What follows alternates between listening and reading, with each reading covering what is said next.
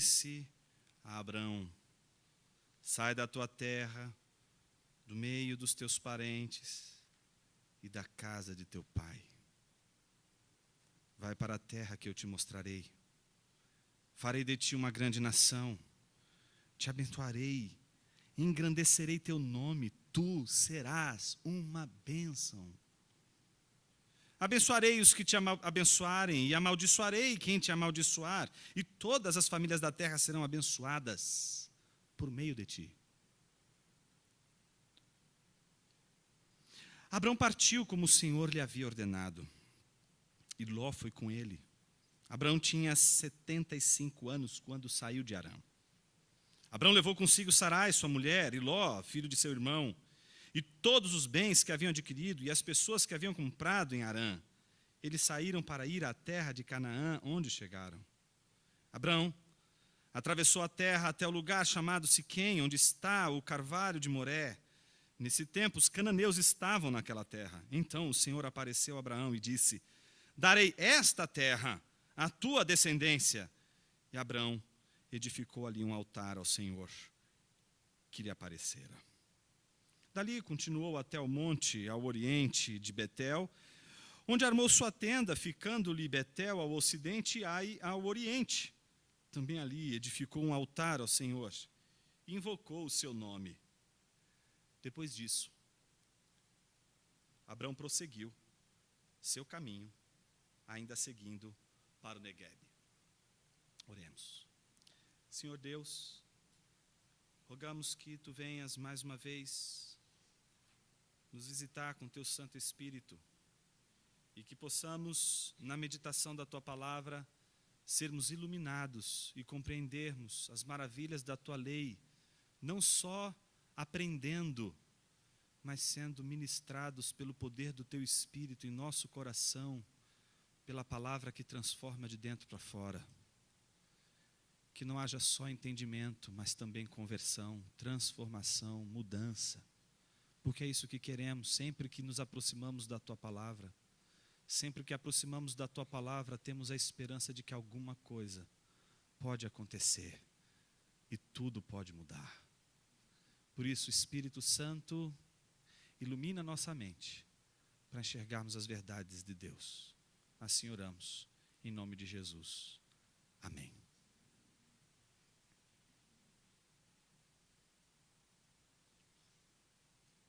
Existem duas maneiras de a gente se aproximar de um texto. E ao aproximarmos de um texto, poderíamos aproximar dele como aquele que entra numa floresta. Quando a gente entra numa floresta, a gente observa apenas algumas coisas que jamais observaríamos de cima. Observamos de dentro e observamos detalhes que jamais enxergaríamos se estivéssemos acima da floresta. E então enxergamos coisas ali dentro que são interessantíssimas. Mas nós só enxergamos aquele lugarzinho que a gente está inserido. Mas existe uma outra maneira de ver a floresta. Sobrevoando e vendo a floresta de cima. Uma coisa é ver a floresta de cima, ver o seu todo. Outra coisa é você entrar nessa floresta e se encantar com partes dessa floresta. Hoje a gente vai fazer um exercício muito semelhante, porque a nossa floresta não é Gênesis, a nossa floresta é a Bíblia. E ela é uma floresta muito densa, ampla, gigantesca. E para a gente observar essa floresta, a gente vai ter que sobrevoar.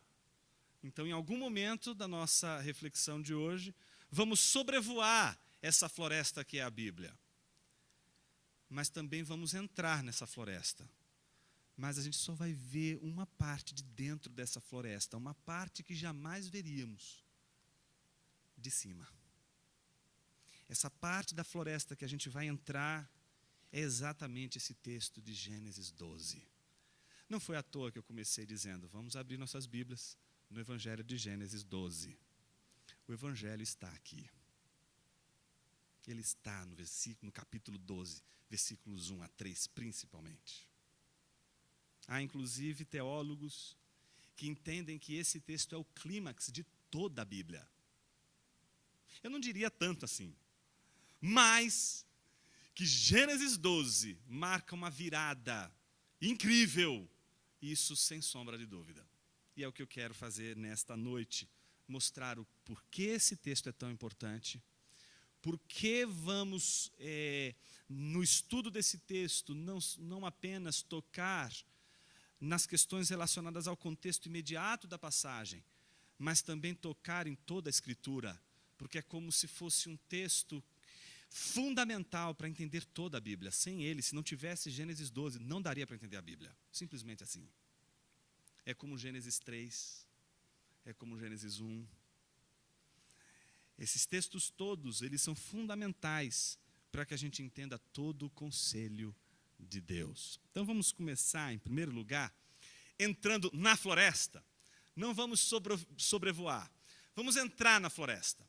Então eu proponho que, em primeiro lugar, a gente considere de uma maneira bastante precisa o próprio texto, percebendo suas partes, percebendo suas conexões com o que foi dito até então, para que a gente possa ganhar luz e clareza.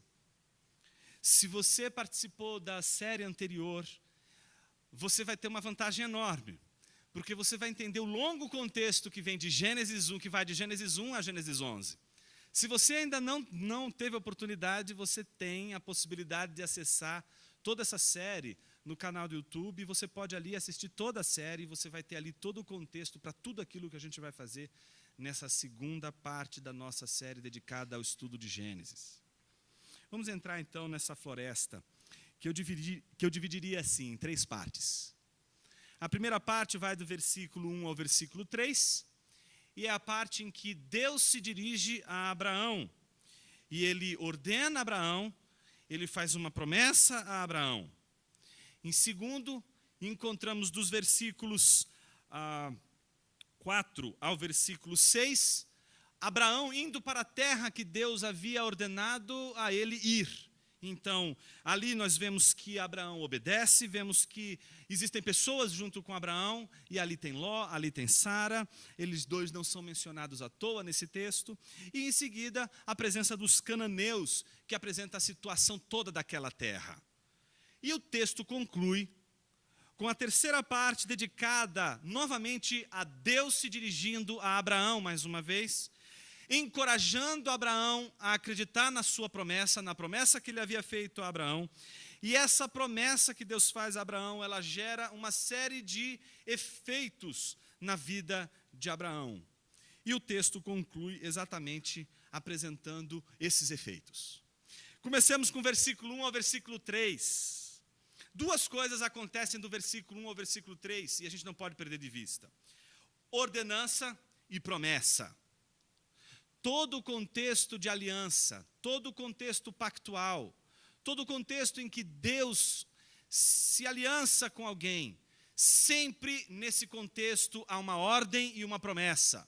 Há sempre uma ordenança divina, há sempre uma orientação divina. E nessa orientação divina existe ali o comprometimento daquele que está debaixo do pacto de Deus em obedecer esse pacto, e na obediência a esse pacto, então, provar da promessa, das bênçãos decorrentes da promessa que Deus faz àquele que está debaixo da sua aliança. E é exatamente isso que acontece. Deus começa em primeiro lugar apresentando uma ordenança. E qual é a ordenança? Aquilo que talvez os nossos homeninos tenham mais dificuldade de fazer hoje: sair da casa do seu pai. Casar. Fazer família. Ser homem. Realizar a sua existência masculina, de provedor, que mostra o quanto a nossa geração, ela perdeu padrões, paradigmas bíblicos de masculinidade, que não tem nada a ver com machismo, não tem nada a ver com grosseria, não tem nada a ver com insensibilidade, mas tem a ver com responsabilidade. O Adão nos ensinou que o homem em pecado, ele se torna irresponsável com ele e com quem está à sua volta, a sua esposa no caso. É interessante como o convite todo de Deus a Abraão é que ele tome uma posição. E essa posição não é fácil. Ele precisa sair da casa do pai. E naquele contexto, sair da casa do pai não é tão simples assim. Porque sair da casa do pai ali era sair de um contexto em que o pai exercia uma autoridade sobre todo o clã. E então é como se toda herança do pai, tudo aquilo que era herdado do pai e que pertencia a toda a família, fosse exatamente por sucessão a Abraão. Então, Abraão teria que tomar uma grande decisão, a decisão de obedecer à voz de Deus, ir para uma terra que ele não sabe que terra é essa, o que vem pela frente. Simplesmente é uma voz que rompe o silêncio, fala com ele e diz: sai da tua terra, sai da tua casa, sai da tua família, sai da tua parentela e vai para a terra que eu te mostrarei. Então, o que Deus pede a Abraão não é algo tão simples assim. Como Deus pede coisas difíceis para Abraão do começo ao fim. Como a caminhada de Deus com Abraão é uma caminhada difícil. Como desde o início Deus requer de Abraão sacrifícios. Como Abraão, desde o início, precisa aprender a se desvencilhar das coisas boas que ele tem ao seu redor. Como é difícil não nos apegarmos às coisas mais gostosas da vida. Como é fácil nos afeiçoarmos, nos apegarmos e nos prendermos ao conforto da vida de uma tal maneira que a gente se torne quase que um gladiador para manter sobre todas as condições a manutenção desse conforto, dessa, digamos assim, experiência de comodidade. É impressionante como Deus chama Abraão do seu conforto para uma terra que ele não sabe absolutamente nada. Para obedecer a Deus, Abraão precisa aprender a perder seu conforto, a perder aquilo que ele tem como precioso e como garantia para o seu futuro. Ele tem que escolher o seu caminho, que é o caminho garantido, aquele que ele fez todos os planos, está tudo certinho, se ele permanecer ali, vai estar tudo garantido, tudo abençoado, tudo beleza, a vida está ótima. Como é que eu troco o certo pelo incerto? Mas e se o certo não for tão certo assim? E se aquilo que eu acho que é tão precioso para mim, e que sem isso eu não vou viver e não vou ser feliz, e se isso não for tão certo assim? E se eu puder viver sem as coisas que eu julgo serem impossíveis de alguém viver sem elas? E se eu puder viver sem as coisas que eu julgo serem importantíssimas para viver? E se aquilo que eu acredito ser tão importante não for tão importante assim? Se aquilo que eu julgo ser importante tão somente pelo meu egoísmo, pela minha incapacidade de olhar para o mundo para além de mim mesmo. E se aquilo que eu considero importante revelar exatamente o meu caráter, um caráter ensimesmado, um caráter completamente focado em si mesmo e incapaz de amor, incapaz de servir, incapaz de doar. Deus faz uma ordem, dá uma ordem a Abraão e diz a ele: sai do seu conforto e vai para a terra que eu vou te mostrar. Quando Deus dá ordem, logo em seguida ele faz uma promessa. Vocês percebem isso? Veja só, ele diz no versículo 1, sai da tua terra, do meio dos teus parentes, da casa de teu pai, e vai para a terra que eu te mostrarei. Aí logo em seguida vem o elemento 2, a promessa. A promessa, ela é, digamos assim, uma progressão. Percebam essa progressão da bênção de Deus ao próprio Abraão, para o seu entorno e para todas as nações. Percebem isso? Só que a gente precisa compreender em primeiro lugar o que significa a bênção. E hoje aqui, o sermão é totalmente anti-teologia da prosperidade, porque o que a teologia da prosperidade fez com esse texto é um sacrilégio. O que é a bênção de Deus? O que significa serás uma bênção? É prosperar, é multiplicar, é desenvolver, é transbordar, é enriquecer-se, é prosperar sim, mas não pelas vias da retenção, é prosperar pelas vias da doação, é enriquecer perdendo, é ganhar doando, e é isso que a teologia da prosperidade não entende, porque ela quer ganhar retendo, ela quer ganhar mantendo, ela quer ganhar possuindo, ela não quer ganhar entregando, ela não quer vencer perdendo.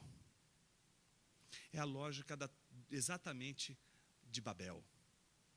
Se a gente colocar a teologia da prosperidade ao lado de Babel, é a mesma coisa, não tem diferença nenhuma. Se você abrir a sua Bíblia em Gênesis 11, versículo 4, você vai descobrir que o projeto todo de Babel era um projeto de retenção. Disseram mais: vamos edificar uma cidade para nós, como uma torre cujo topo toque no céu, e façamos para nós o quê? Um nome grandioso, para que não sejamos espalhados pela face de toda a terra. É óbvio que o capítulo 12 está fazendo um contraste com o capítulo 11. E o contraste com o capítulo 11 está exatamente com base na ordem de Deus. Deus havia dado uma ordem expressa, a mesma ordem que ele havia dado antes e que causou o dilúvio, se retoma novamente aqui. Eles precisam se espalhar, eles precisam multiplicar-se. Isso é a bênção de Deus. A bênção de Deus é a multiplicação, a bênção de Deus é a expansão, a bênção de Deus é a fertilidade. A palavra bênção tem a ver com fertilidade. A palavra de Deus tem a ver com a geração que multiplica. É mais semelhante à bênção de Deus, com a ideia do nascimento de um filho, do que simplesmente você tomar algo, do que você pegar algo e receber algo como se fosse um presente.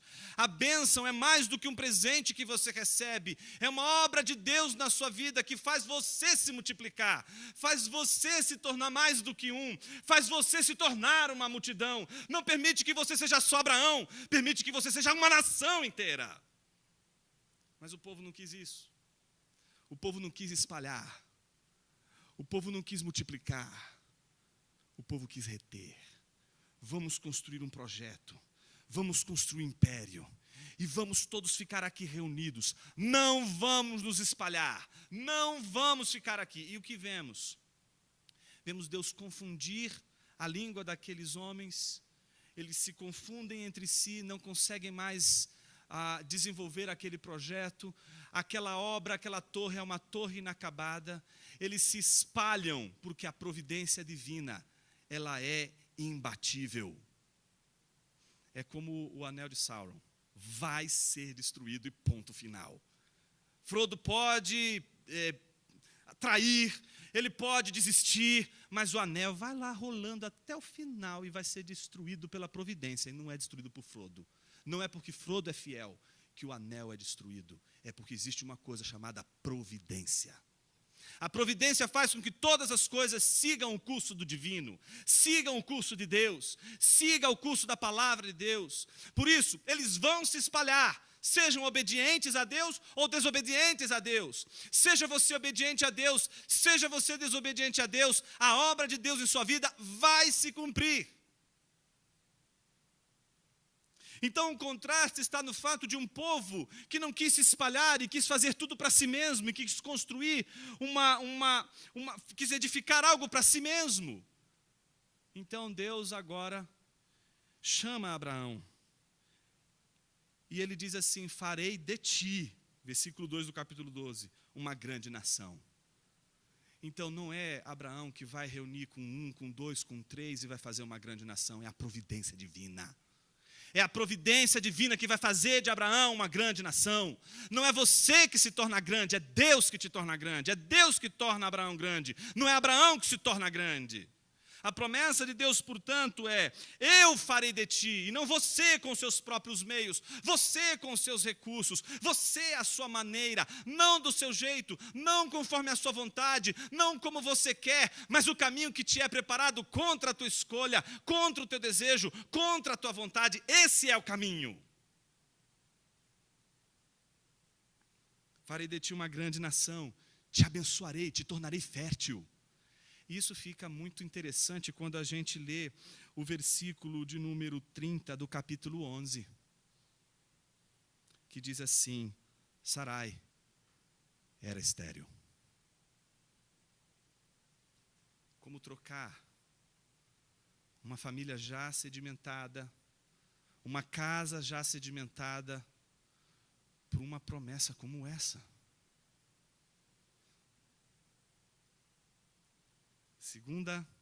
Segundo movimento progressivo da bênção, né? Não só ele vai fazer de ti uma bênção, não só vai multiplicar, não só vai engrandecer o seu nome, não é Abraão que vai buscar um grande nome, é Deus que vai dar esse grande nome para Abraão, é completamente diferente do que acontece com Babel.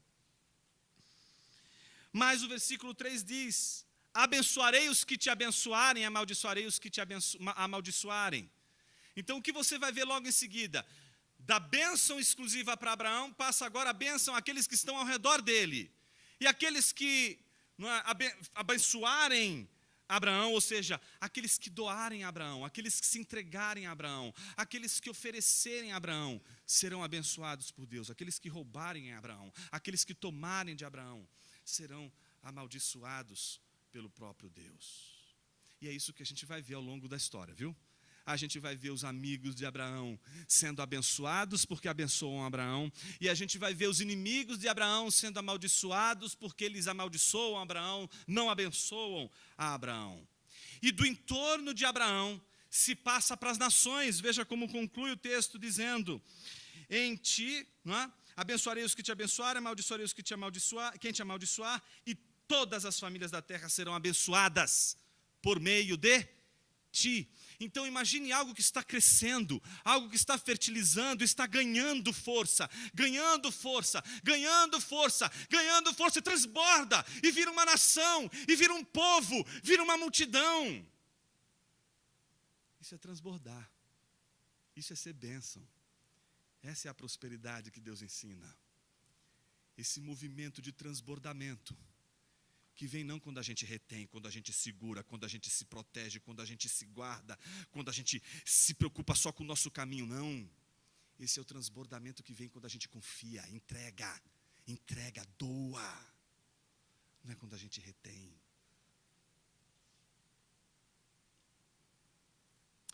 O que nos espanta, o versículo de número 4. Essa segunda parte, então, do texto vai mostrar um Abraão que obedece a Deus.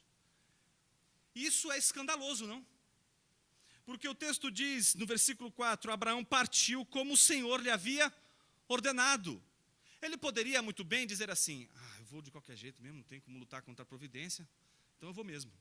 E ia lá todo bravo. Não, mas o texto é claro em dizer, com ênfase, que ele obedeceu a Deus, não do seu jeito, mas do jeito que Deus queria. Isso faz toda a diferença, meus irmãos. O legalismo é aquela maldição dentro da igreja que vai ensinar pessoas a obedecerem a Deus do seu jeito.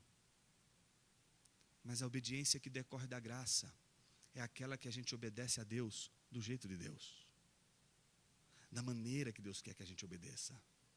Não como a gente quer obedecer, mas como Ele quer que a gente obedeça. E então é interessante como Abraão, ele parte como Deus lhe havia ordenado. E aí ele sai com dois, não é isso? Ló de um lado, Sara do outro. Sara tem o seu ventre estéril, como toda a terra era estéril. Como toda aquela condição que eles estavam vivendo era uma condição de esterilidade. A retenção é exatamente a imagem da esterilidade. Deus queria que eles multiplicassem. Deus queria que eles se tornassem uma nação, que eles se espalhassem. Mas eles quiseram reter, eles quiseram segurar, eles quiseram reter tudo aquilo que estava ali. Eles atrofiaram, não cresceram, não multiplicaram, estavam em desobediência a Deus. E a ironia divina é justamente escolher um homem com uma mulher estéril, com seus 75 anos de idade, fazer a ele uma promessa dizendo: você vai ser pai de muita gente.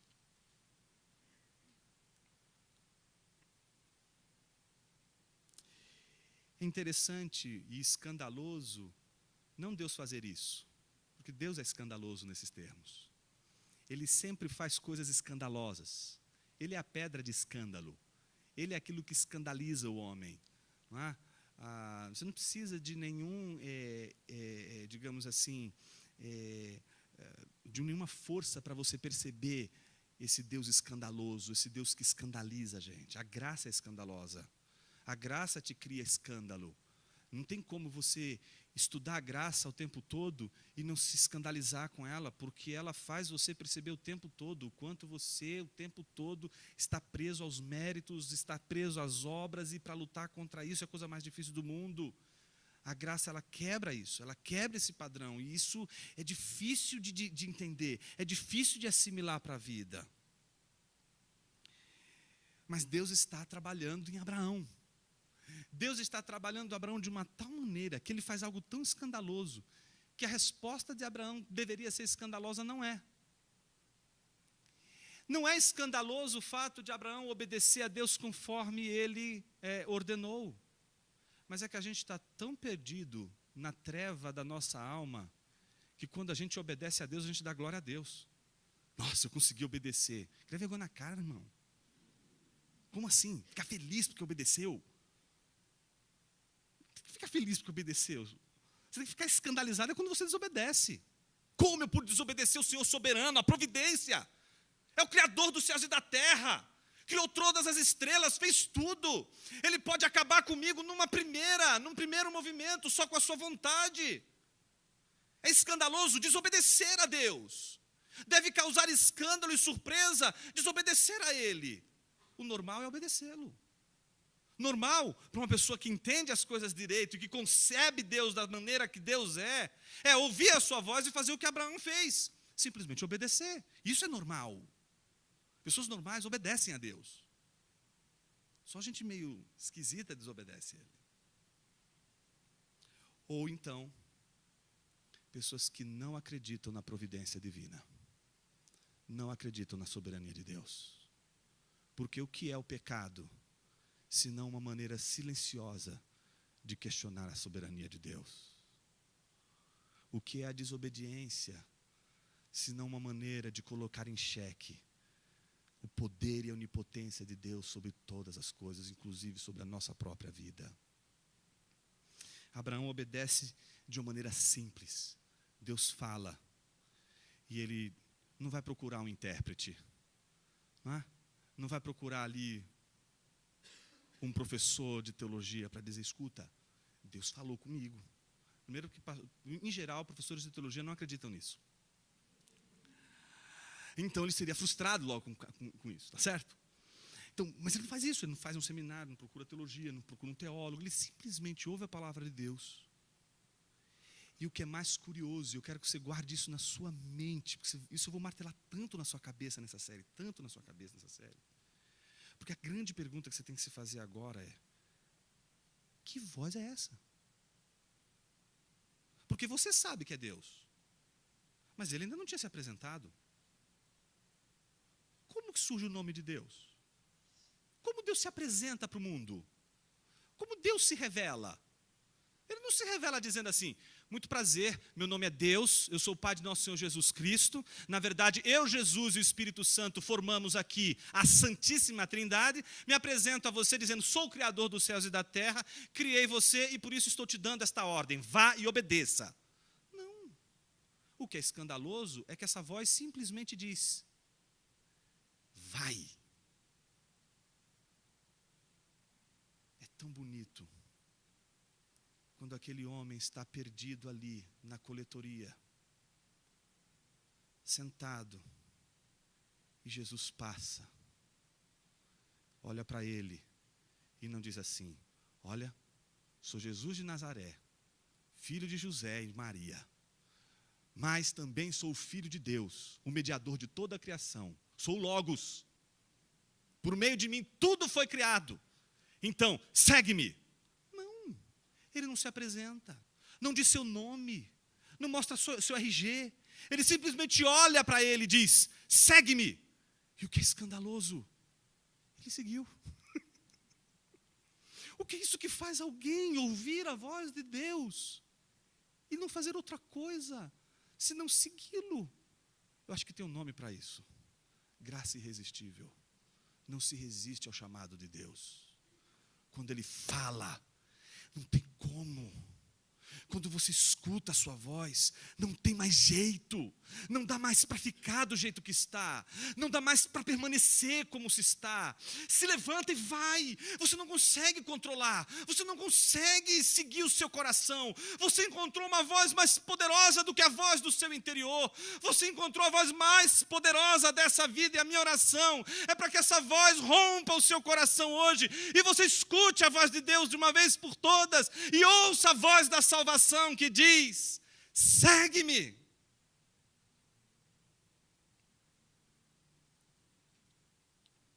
Mas andar com Deus não é fácil, porque a gente não sabe quem Ele é, até Ele se apresentar. E a história vai ser tão interessante. Eu fico imaginando, por exemplo, as pessoas procurando Abraão, dizendo assim, Abraão, por que você está fazendo essa doideira? Cara, você está com a vida garantida, você já está com o seu emprego, você já é funcionário público. Por que você toma essa decisão, criatura? Você não tem juízo, você já está garantido. Põe a sua cabeça no lugar. O que você está fazendo? Você está abandonando tudo isso, o conforto que você tem, tudo que está decidido, e está seguindo ao Senhor. Você é louco. O que aconteceu com você? Ele vai dizer, cara, eu de repente ouvi uma voz poderosa. E ele simplesmente, essa voz me disse, vai para essa terra. Eu nem sei que terra que é, mas eu vou. Como assim? Que voz é essa? Voz? É mesmo? Não sei. Que voz é essa? Eu não sei que voz é essa. E eu fico imaginando o tempo passar. As pessoas ao redor de Abraão se envolverem com ele. Seu filho nascer. E perguntar para ele assim, olhando para as estrelas, papai, conta para mim de novo a história daquela voz. Eu quero ouvir de novo aquela história. Então Abraão, com seu filho da promessa no colo, confiando no Deus que multiplica, que fertiliza, que prospera, que tira você do conforto, te põe numa tempestade, muda a tua vida radicalmente e transforma você de uma forma extraordinária. Com seus olhos marejados, ele olha para o filho e diz, tudo começou quando eu estava na casa do seu avô. E aquela voz disse, sai de tudo isso aqui e vai para a terra que eu te mostrarei. E aí eu fico imaginando Isaac correndo e procurando lá os outros amiguinhos, dizendo assim, puxa, deixa eu contar a história que meu pai contou. Ah, que legal, conta aí. E aí ele vai contar a história e fala assim, e os meninos? Que voz é essa? De quem é essa voz? É a voz do Deus do meu pai Abraão. Ah, tá, então é o Deus do pai Abraão. Isaac vai, acaba tendo um filho. Né? E também conversa com esses filhos, conversa com essa prole que ele tem. Olha para as estrelas, lembra da história do pai. E diz assim, tem uma história para te contar. A história do Deus de Abraão, o meu pai. Então Jacó está ali, tudo ansioso para ouvir a história. E aí ele descobre que é a história do Deus do meu avô, né? Do pai Abraão, que agora é o Deus também do meu pai Isaac. E ele vai contar para todo mundo. Mas que voz é essa? Perguntam para Jacó. E ele diz, é a voz do Deus do meu pai Abraão e Isaac. Jacó vai ser muito difícil, porque vai ter um monte de filho, né? Aí para contar toda essa história e para explicar esse negócio da voz, simplesmente diz assim, olha, é o Deus do pai Abraão, Isaac e Jacó. E é assim que Deus vai se apresentar até Moisés. Sem dizer seu nome, mas se fazer conhecido pela sua voz, pela sua promessa e pela sua história. Deus não revelou primeiro um nome, Deus revelou primeiro a sua história. Tanto é, quando Moisés está ali, uma sarça pegando fogo, como Deus se apresenta a ele? Deus gostou do apelido que deram para ele. E ele diz: eu sou o Deus de Abraão, Isaque e Jacó. E é lá naquele dia que Deus se apresenta como eu sou. Mas até então, quem é Deus para Abraão? Uma voz. Uma voz que chama, uma voz que o convoca, uma voz que tira ele de um lugar e manda para outro. E então ali ele precisa aprender a lidar com todas as circunstâncias. Ele entra naquela terra, ele chega até aquela terra, observa aquela terra, e aí tem uma situação muito estranha. Aquela terra é povoada por cananeus, e aí vocês têm que lembrar, lá de Gênesis capítulo 3, que existe ali duas sementes. A semente da serpente e a semente da mulher. E essa semente vai degladiar ao longo da história. E essa terra agora é povoada pela semente da serpente. Ela está habitada por cananeus. E então, depois de ver a terra, Deus aparece mais uma vez. E isso está no versículo de número 7. Então o Senhor apareceu a Abraão e disse: darei esta terra à tua descendência. E acontece uma coisa curiosa, ele faz a promessa, e o que Abraão faz logo em seguida? Um altar, um culto. Aí logo em seguida, você vai ver o texto dizer: dali continuou, ele vai peregrinar, não é? Até o monte ao oriente de Betel, aonde armou sua tenda, ficando ela em Betel, ao ocidente, e Ai ao oriente. Também ali edificou um altar ao Senhor, ou seja, ele peregrina. E por onde ele está indo, observando a terra, ele vai construindo ali um altar. Ele vai cultuando nos lugares onde os homens não mais invocavam o Senhor. Agora, naquela terra, homens estão invocando este Deus. Então, Deus lembra a promessa, ele se recorda da promessa, ele faz o culto, peregrina, faz o culto, peregrina, faz o culto, peregrina, faz o culto. O que é isso, gente? É você. Somos nós. Nós somos agora essa nação que peregrina e faz culto. Peregrina e faz culto. Peregrina e presta culto. E isso fazemos por quê? Porque esse lugar não é nosso. Essa terra não é nossa. Esse lugar não é nosso. Peregrinamos até a hora em que Deus nos entregar a terra que Ele vai fazer descer do céu. A nova terra, a nova Jerusalém. Ali está a nossa esperança. O nosso olhar está como o olhar de Abraão, que caminha pela terra, que peregrina pela terra, e que de culto em peregrinação, e de peregrinação em culto, vamos celebrando a esperança de que a palavra de Deus, que um dia se cumpriu na vida de Abraão, vai se cumprir também nas nossas vidas.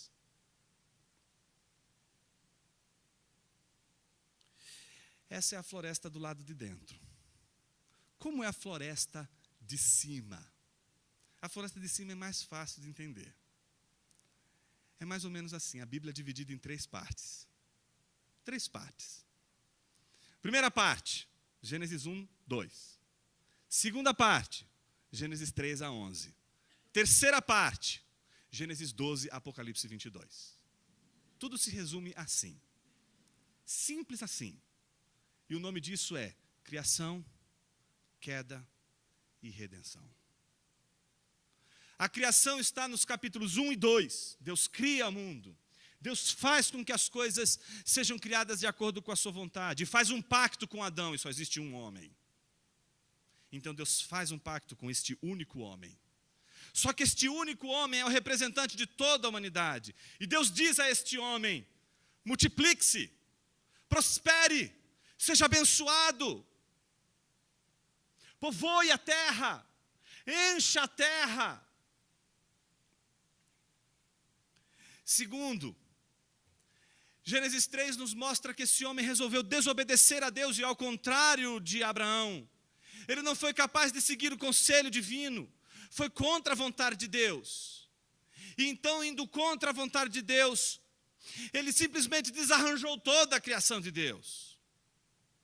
E do versículo 3 ao versículo 11, a gente não vê outra coisa senão a sucessão das implicações dessa queda. Um povo dividido, um povo corrupto, um povo que não quer fazer a vontade de Deus, um povo que constrói e chega exatamente depois do dilúvio, depois da experiência do dilúvio, constrói uma torre para si mesmo, para sua própria glória, continua com a mesma mentalidade que seduziu Adão, a mentalidade de se manter a si mesmo, de preservar a si mesmo, de salvar a si mesmo. Como é miserável o homem que quer salvar a si mesmo! Ninguém pode salvar a si mesmo. Quem quiser salvar a si mesmo vai se perder, porque só salva aquele que pode criar, e quem cria é Deus. Deus é quem salva.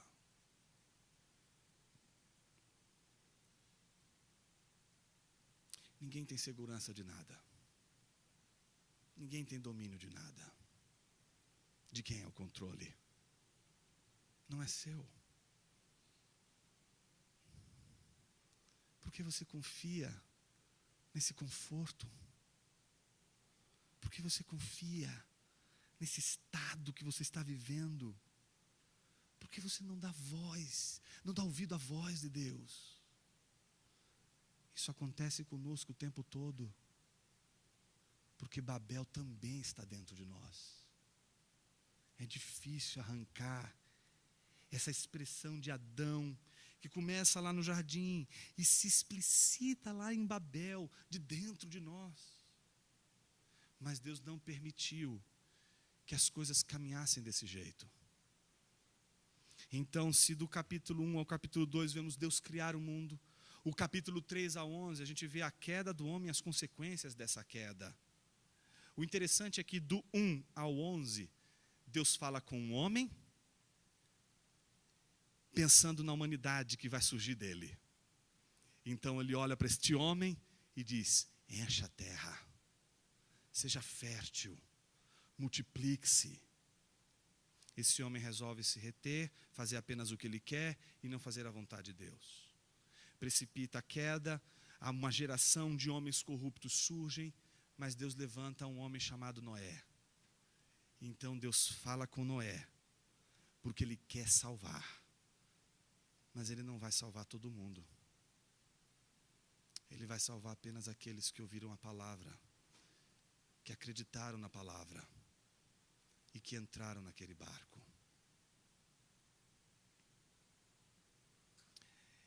É tão interessante como Deus trata com a humanidade. Escolhe um homem, mas quer salvar ainda todo mundo. Mas parece que esse todo mundo está tão frio, é tão miserável, que não pode responder ao chamado de Deus. Então essa humanidade é condenada. O dilúvio é uma inundação que faz perecer esses homens. E depois de um longo período, o mundo está novamente pronto para receber os homens. Então eles descem da arca. E Deus diz a mesma coisa que foi dita a Adão: multipliquem-se, possuam, se espalhem. Deus está falando com a humanidade o tempo todo, com um homem e uma humanidade. Só que essa humanidade não ouve, essa humanidade não dobra os seus joelhos diante de Deus, não se converte do seu mau caminho e constrói uma torre para desobedecer e afrontar a Deus. Então Deus dá um basta. E já não se dirige mais à humanidade. Agora, Ele escolhe uma nova figura. E essa figura é Abraão. E Ele agora não vai mais falar para todo mundo. Ele agora vai se dirigir apenas a um povo. O povo que vai sair de Abraão. E de Abraão surge um povo. E por meio desse povo, Deus vai proclamar a salvação, vai anunciar a salvação à humanidade perdida em seus pecados. Mas o que aconteceu com Adão, o que aconteceu em Babel, acontece também com Israel. Israel não cumpre a vontade de Deus. Israel se divide. Israel não realiza a vontade de Deus como deveria realizar. Segue o seu próprio coração, segue as suas próprias vísceras, alimenta o seu próprio ventre, nutre-se apenas de si mesmo. E então, Deus envia Jesus. E mais uma vez um homem. Só que dessa vez, Mateus capítulo 1, versículo 1 diz que ele é o filho de Davi e o filho de Abraão. Ele também vem da descendência de Abraão. Ele também é filho de Abraão. E ele é filho físico de Abraão. Ele é a semente física de Abraão. Ele é da descendência de Abraão. Na sua genealogia está lá Abraão. Ele tem a marca de Abraão, tem a marca de Davi, tem a marca da promessa e da realização da promessa de Deus no seu povo. Mas ele agora não veio falar mais para Israel. Ele veio falar para um novo povo. O povo que Deus vai criar a partir dele. Um povo que é filho de Abraão, mas não é filho de Abraão pela genética de Abraão, é filho de Abraão pela obra de Jesus, pela obra poderosa de Jesus. São filhos espirituais de Abraão, são povo de Deus. Não existem dois povos de Deus. Deus não tem dois povos. Deus tem um povo só, dividido em dois corais. O primeiro coro e o segundo coro. O primeiro coro é aquele que canta o dia em que virá o Salvador, sofrerá, será humilhado, mas também será glorificado. É o coro que canta por antecipação a vinda do Messias. Mas o seu povo tem também um outro coro. O coro que canta ao Messias que veio. Canta ao Messias que sofreu, canta também as glórias do Messias, canta a ressurreição do Messias, e por ironia, canta também por antecipação, a volta desse Messias, a vinda de Cristo Jesus pela segunda vez, para salvar de uma vez por todas a sua criação como um todo, colocar tudo na sua devida ordem, e fazer com que uma nova cidade, uma cidade que desceu do céu, que foi forjada por suas mãos, e que não foi forjada por mão humana, para que nesta cidade, o povo que ele fez, possa nela habitar. Mas esse povo, não apenas agora, não é só de judeus, mas é também de gentios. Esse povo somos todos nós. Gênesis 2 não fala só da nação de Israel. Gênesis 12 fala também da promessa de Deus fazer um povo para a sua glória. E o que Jesus fez não foi outra coisa senão entregar para nós a mais importante notícia, de que não somos povo de Deus, porque temos e corre em nosso sangue o sangue de Abraão, mas porque sobre nós um sangue nos cobre por completo, um sangue mais precioso do que o sangue de Abraão, porque o sangue de Abraão não pode redimir, o sangue de Abraão não pode salvar, o sangue de Abraão não pode realizar a mais importante e a mais perfeita de todas as obras, que é a obra de Cristo Jesus. Não foi Abraão que se prendeu no madeiro, não foi Abraão que morreu por você, não foi Abraão que verteu seu sangue por você, não é o sangue de Abraão que faz de você o povo de Deus, é o sangue de Jesus, que não corre na sua veia, mas cobre você de uma vez por todas, para que você não seja mais visto pelo que você é, mas por aquilo que Jesus Cristo é. Deus não mais te vê como você se vê, Deus te vê por Jesus Cristo e pela obra que Ele realizou na cruz do Calvário. Jonas, o que isso significa? Significa, em primeiro lugar, que se a gente não entender que tudo aquilo que diz respeito a Abraão faz parte de um plano glorioso de redenção, que tem, por um lado, continuidade, mas que tem, por outro lado, descontinuidade. Que, por um lado, realiza, continua o que foi feito, mas, por outro, anuncia algo esplendoroso, algo que até então ninguém jamais poderia imaginar.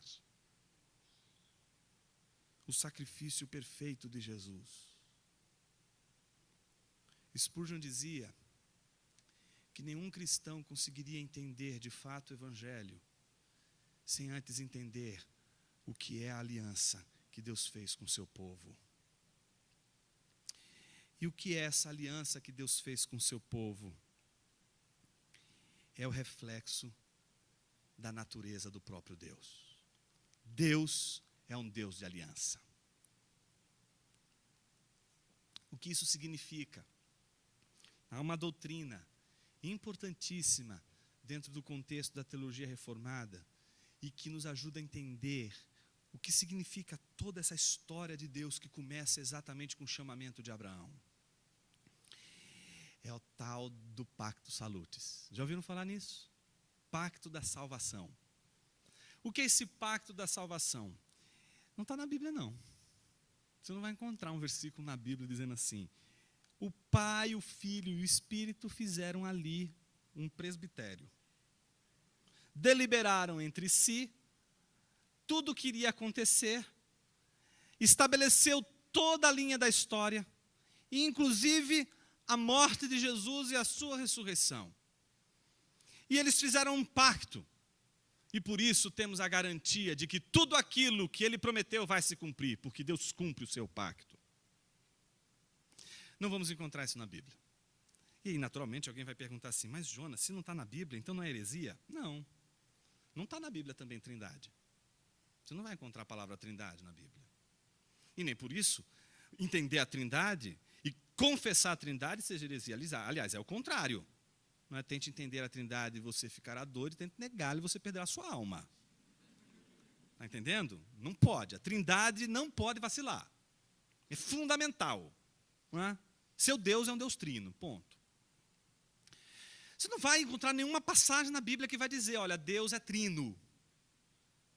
Você vai encontrar em Agostinho, na tradição da igreja, mas não na Escritura. Assim também o Pacto Salutis. Ele não tem nenhuma passagem da Bíblia que fala do Pacto Salutis, mas fala a Bíblia de um Deus que faz pactos. De um Deus que quando age, quando atua, ele sempre começa a sua história com uma aliança.